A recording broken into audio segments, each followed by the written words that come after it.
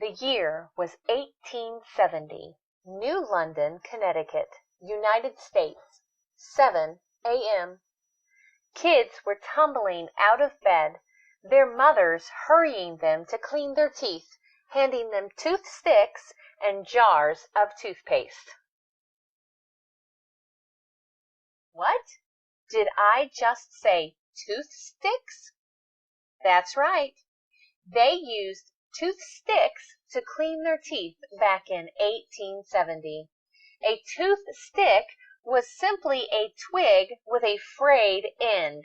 Some lucky kids had twigs with boar hair tied to one end for that extra shine.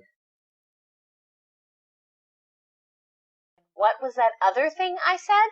Jars of toothpaste? That's right. Toothpaste tubes were not invented yet. They only had jars. And every bleary-eyed kid started her day by dipping a toothstick into a porcelain jar filled with toothpaste.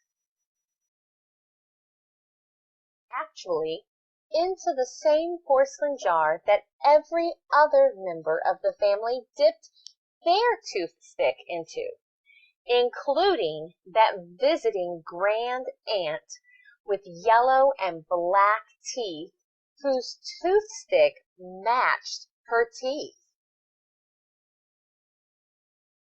One morning, a disgusted cry went up in a dentist's house. Ew! It was Dr. Sheffield's son, Lucius, who refused to dip into the jar any more and decided to use tooth powder henceforth. But a thought remained in his mind. There must be a better way to use toothpaste. A few years later, Lucius went to Paris to study the science of dentistry. There he saw artists squeezing paint from metal tubes onto their paintbrushes. Why couldn't the same type of tube be used to hold toothpaste? He rushed back home and shared this idea with his father, who thought that it was just totally awesome. There was just that little matter of figuring out how to get the toothpaste from a jar into the tube through that little opening. How do you think Lucius could fill toothpaste into an empty tube? Have you had a bad morning when you squeezed way too much toothpaste in your half-asleep state? And you see that there's toothpaste all over the sink, and your mother is reminding you that the school bus will be at the doorstep in 20 minutes. And the last thing you want is for her to flip when she sees the mess you've made.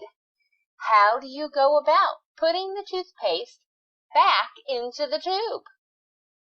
Now, what do you think Lucius and his father used to fill a tube with toothpaste?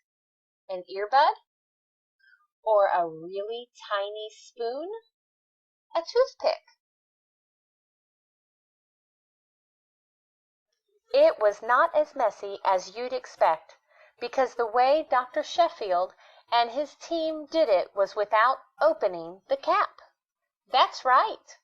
They kept the cap screwed on tight and opened up the other end. It's definitely easier to fill a tube from the larger end, especially if you have something to pump the paste with, like a syringe. After that, all you have to do is seal the end tight so the paste will not leak. Today, toothpaste tubes are filled using machines. All the empty tubes are lined up on a conveyor belt with their caps downwards and the unsealed end pointing up. A big container filled with toothpaste is fixed above the conveyor belt. From a nozzle at the bottom of the container, the toothpaste is let into each of the tubes as they move along the conveyor belt, but the paste is not filled all the way to the brim. About half an inch is left so that it can be sealed. Now